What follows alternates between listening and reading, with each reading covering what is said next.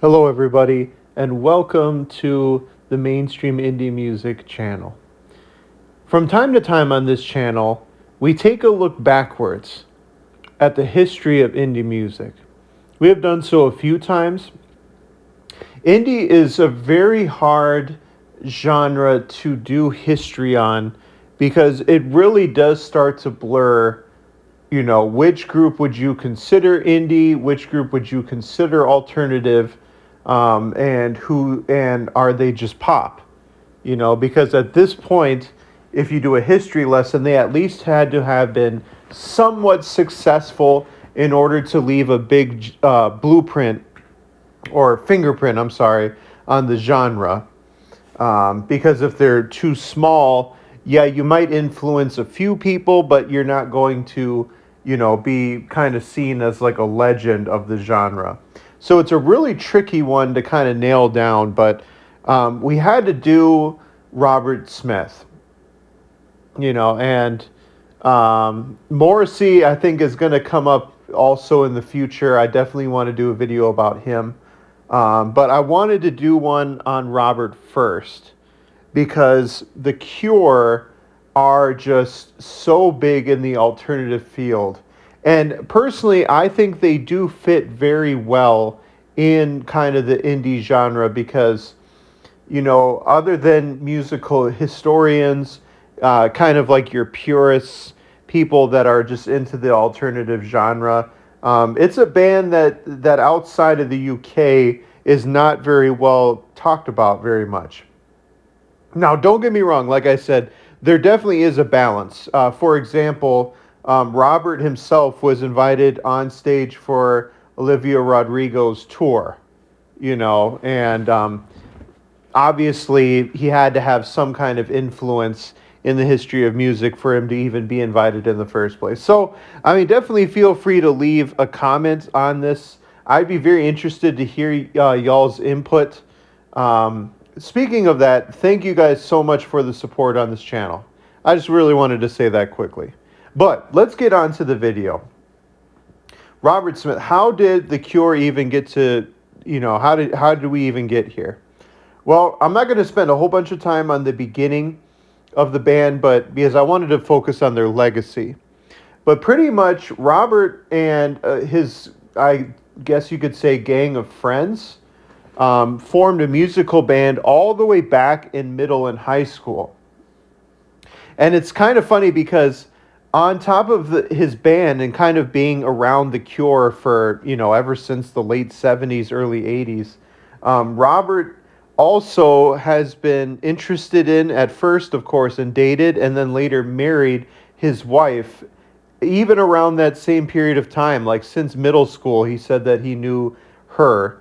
And it's kind of funny because he later goes on to say that kind of proving himself to her that the band would be successful was kind of a driving influence for him personally, keeping The Cure going. So, I mean, hey, maybe even credit her, for him kind of pushing himself for wanting the band to be successful. Now, like I said, they did start at a very early age, their middle teenage years. But Robert was not the lead singer at the time. In fact, it seemed like the singer of their groups, which at first was called Easy Cure, kind of went through a revolving door. He said that they would get different people coming in and coming out when they were kind of trying to form the band and figure themselves out. And then eventually, one day, he stepped in because he said to this day he even hates his own voice, his own singing voice, but he thought that at least that would be better and more in his control versus having somebody from the outside, but, he can't stand them. He doesn't like them. Now, even though in the beginning he wasn't their lead singer, he was their main songwriter. So once again, he really downplays the impact that he has on the group. Now, we're not going to go too much into the career of The Cure, the band, because like I've said, I wanted to just kind of focus on Robert himself.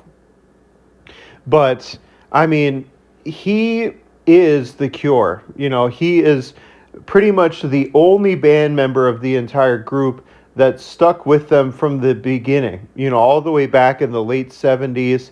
And they just released a new album in 2024, even though it had been about 15 or 16 years before they had made an album before this last release. But he stuck it out. He really wanted to keep going.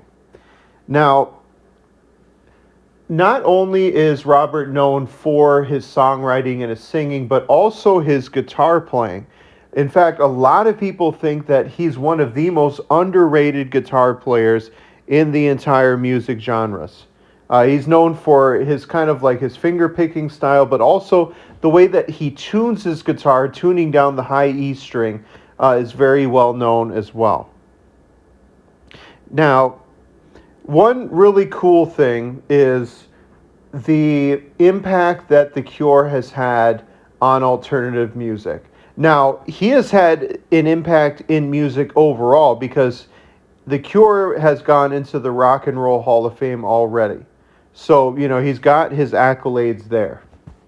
Now, many bands have credited him with an influence that he has had on their music. Billy Corgan of the Smashing Pumpkins has mentioned it. Spoon has mentioned it.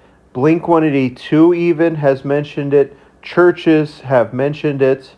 Other bands include, like I mentioned before, Olivia Rodrigo, My Bloody Valentine, AFI. Now, out of that whole list, which there are still more bands as well, but you kind of get the general idea, right?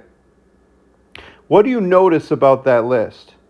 Well, one thing I know that stands out to me when looking at it is the variety of artists that are on that list. Now, granted, yes, you do have some punk bands, some pop punk bands on there, a good amount of them, but you have pop bands on there. You have heavy metal bands. Korn is even listed as having them as an influence as well. And you have, of course, your alternative bands too, that cite them as being a huge influence, either him or The Cure. So, to wrap it all up, they're still making music and touring to this day, still busy with it. Robert in particular, but The Cure have just deeply impacted alternative music, and it wouldn't be the same without them. It really wouldn't. Maybe it's not a band that you think about every day, but give them a listen. And I want to ask you guys, do you guys listen to The Cure, Robert Smith? What songs do you like? I'll see y'all next week.